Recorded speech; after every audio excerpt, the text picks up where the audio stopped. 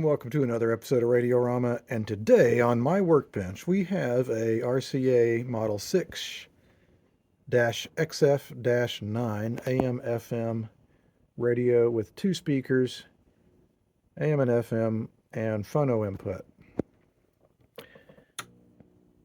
I'll go ahead and try it out. And by the way, I don't recommend that you just do this willy-nilly. If you have a set with a power transformer, this would be a bad idea, but this does not. This is a hot chassis. Actually, probably more like a floating chassis. And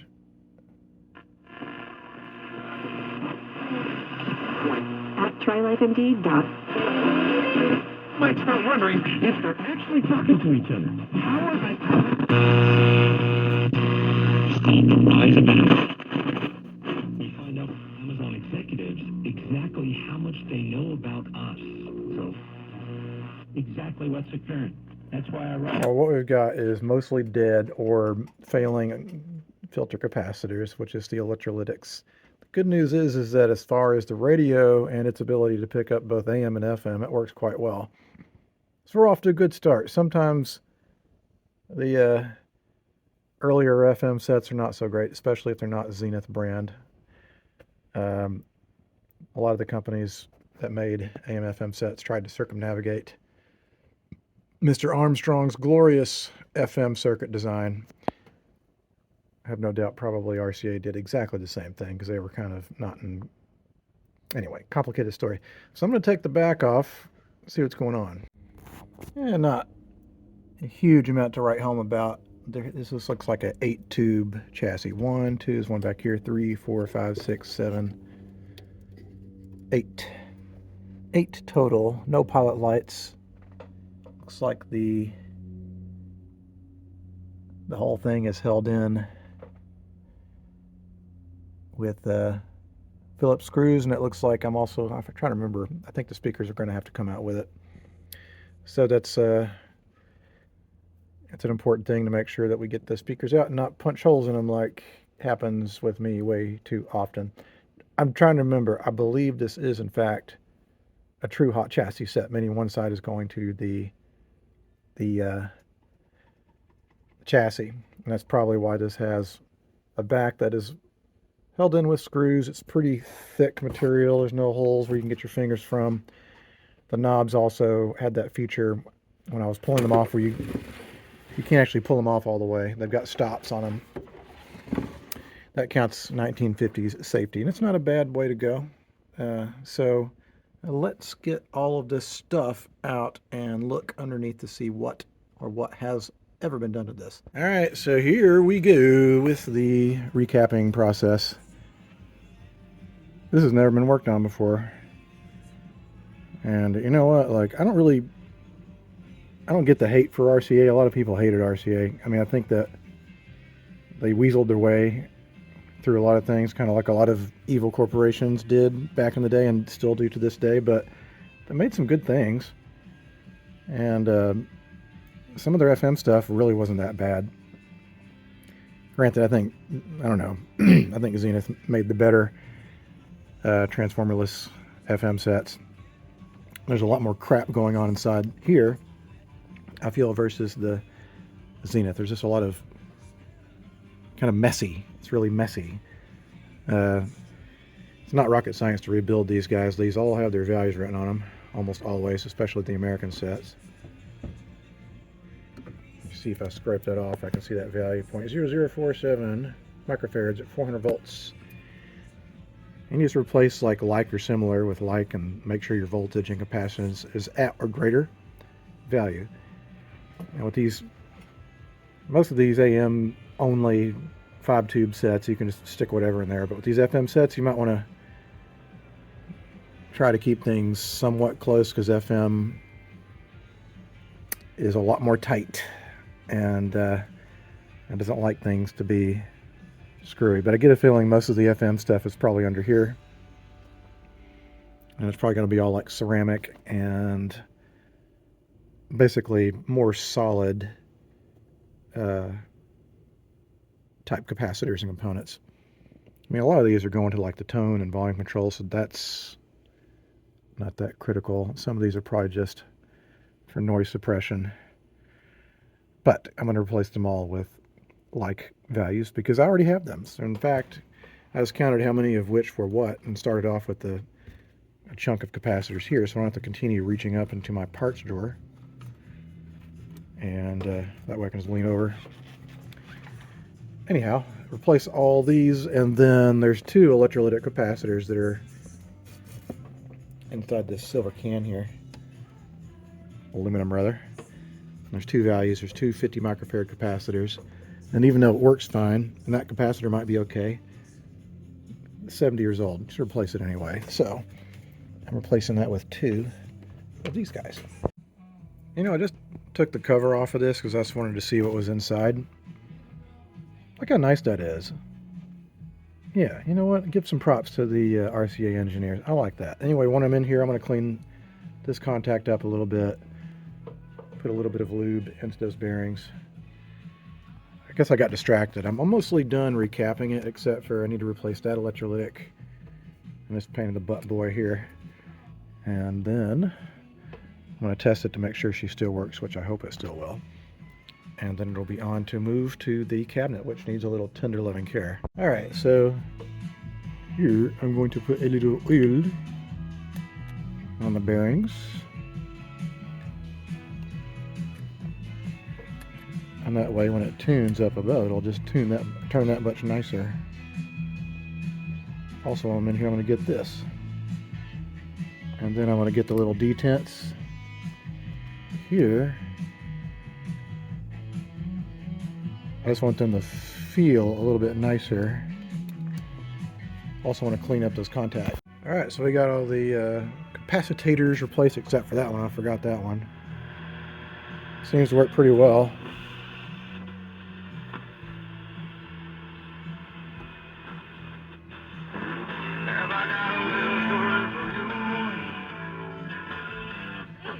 If you want a better clean, Tide Pods are only 12% water.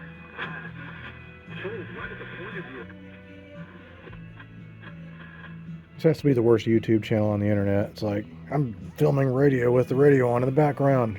Idiot me. All right, let's try this again.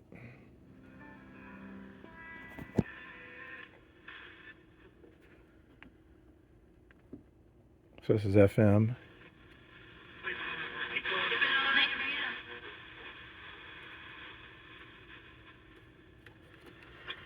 Nine o'clock. Temperatures overnight, 40s to low 50s. Guess that's the other end of the dial.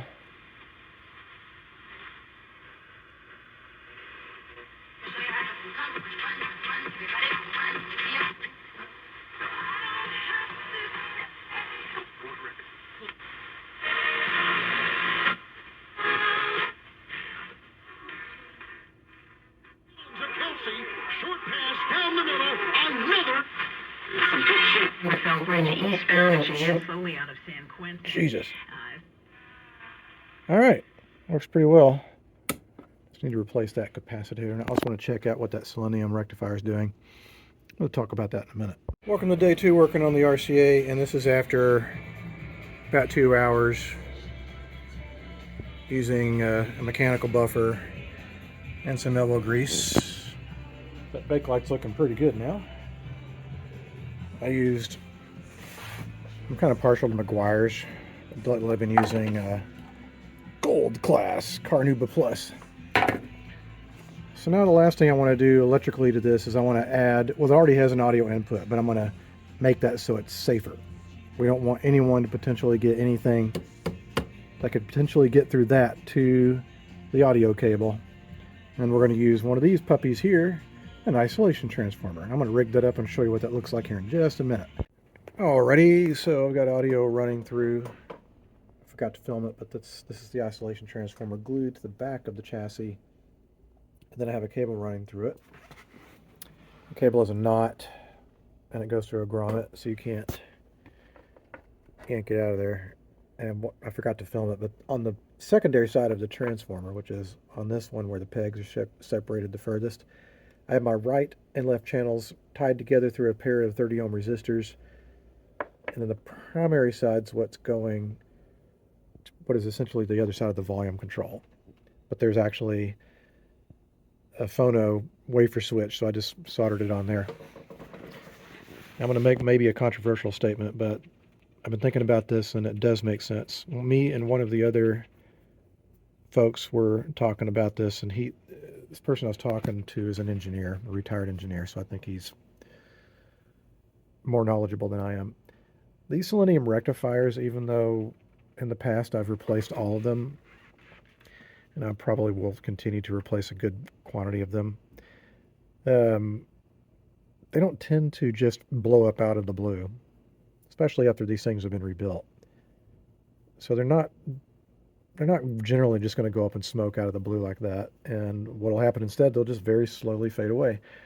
So what we do is we measure what the voltages are and what we expect to see and what the electrolytics voltages are doing. And this is within reasonable spec. I had it running all night last night just to make sure, and like there's nothing wrong with it. So this is the audio running.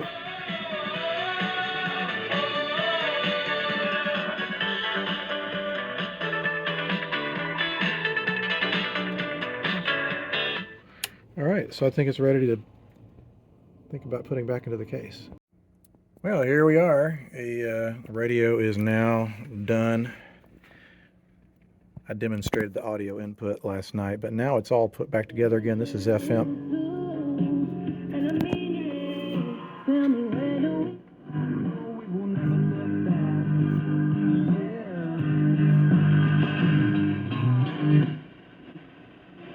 Today's greatest hits from the 70s, 80s, and 90s. Classic hits. 103. Shake 'em up, shake 'em up, shake 'em up. Entire one in there. It is not a main dish kind of thing.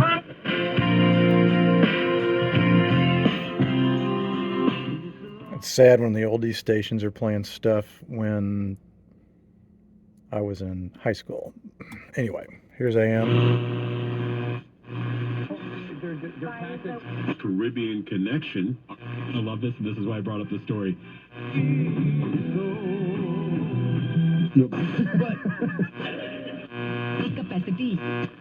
Social skills have Anyway, I also put the back on. I was missing a couple screws, and since this is a hot chassis set, I wanted to make sure that you cannot get past the back. So it's on there real good. Cleaned up pretty well. Is it perfect? No. Is it presentable? Yes. Is it a pretty good radio? Yeah, it's pretty good radio. So I think it'll make somebody happy out there. We'll find out because our Christmas show is coming up in a couple of months, which is why I've been restoring a lot of these. And admittedly, I haven't been filming most of these. I just haven't really been feeling like filming stuff lately. I think partially because there's a lot of things happening in this country that are really upsetting to me without going into detail. And it's just kind of gotten me down in a funk. And so at the end of the day, I just want to come out here and work on radios or something just to get my mind off of things. And sometimes it takes more effort if I need to film. But I felt like, I should try to film a few more radios. So that's what I'm trying to do here. So thanks so much for watching. Thanks so much for bearing with me. I promise I'm going to try to improve the quality of these videos. I know that they've been pretty shitty for a while. So it goes without saying. But thanks so much for watching, and until the next time a radio comes across, just made up a word, across my workbench. I'll see you guys later. Bye-bye.